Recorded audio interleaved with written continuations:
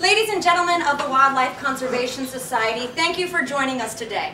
It's been 1 year since the city of Salinas was generously awarded the Urban Wildlife Expansion Grant, and today I'd like to talk to you about the progress we've made in making the Salinas Zoo a reality. As you know, we initially hoped that the zoo would be open by today's date. Unfortunately, we on the Board of Commissioners ran into some setbacks early on. It seemed our initial projections for the zoo failed to factor in one crucial element: panda bears. Upon realizing our omission, we of course attempted to remedy the situation by simply acquiring a panda bear. Unfortunately, it turns out pandas are very expensive. Buying one would use up an extremely large proportion of our budget. This means we would have to forego purchasing other animals. We considered acquiring free animals, such as rats and pigeons, but no one wants to see them because they're dirty and common. It seems this was to be our only animal, so we ordered a panda and changed the name accordingly.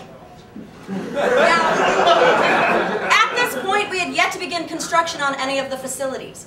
Our thought was that we would build an enclosure while waiting for the panda bear to be delivered, but it turned out we didn't have enough money left after buying the panda for the enclosure, and the panda arrived before we could think of anything to do. So, we decided to keep the panda in the parking lot for the time being. To raise funds for a proper habitat, we decided that we would charge people to simply come to the parking lot and look at the panda. But once word got out that there was a panda bear in a parking lot, people showed up and looked without paying. We tried hiring a security guard to keep non-paying customers away, but people would just step to the side and look around the security guard at the panda.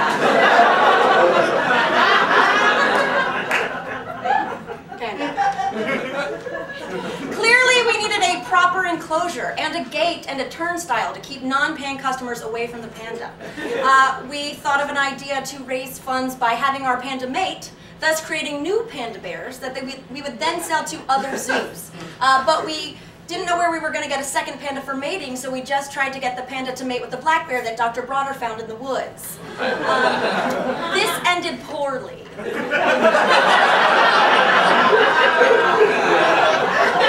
It was also around this time that we realized we had forgotten to feed the panda. We did some research and we learned that pandas eat bamboo, but none of us knew where to get a lot of bamboo for cheap.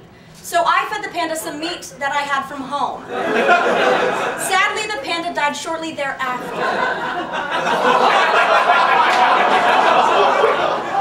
In our defense, we were not aware that panda bears can't eat meat. The panda's death may have also been attributed to the severe wounds it sustained from its earlier encounter with the black bear.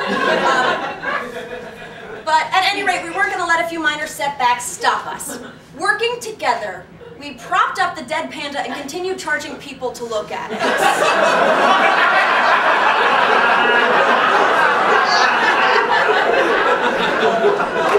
Unfortunately, people grew suspicious, likely due to the fact that the panda's eyes were closed, and that it never moved, and that it had severe lacerations all over its body.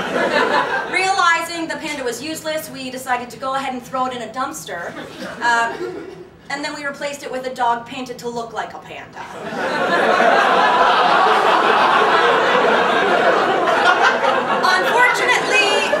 Unfortunately, patrons kept asking us why the panda was barking so much. We told them that it was completely normal for a panda to bark, but no one believed us. That's why, in a state of admitted panic, we shot the dog.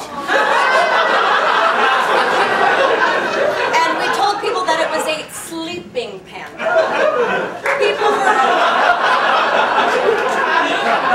People were still very suspicious, probably due to the fact that the dead dog never moved and because it looked like a dog and not a panda. At any rate, we were left with no choice but to throw the dead dog in the dumpster along with the panda. We thought about guarding the dumpster in case the body of the panda was worth some money, but there were some black guys hanging around the dumpster and no one really felt like dealing with that situation. So we left the carcasses there. Ladies and gentlemen of the Wildlife Conservation Society, this is the situation that we find ourselves in today. Did we make mistakes? Of course. But we really feel like we've learned from these mistakes and we're ready to move on. So if you're willing to give us another $100 million, we truly believe that we can take the idea of the Salinas Zoo and turn it into a reality. Thank you. Sure thing. Here's $100 million, courtesy of the American taxpayer. Hey! That's my money!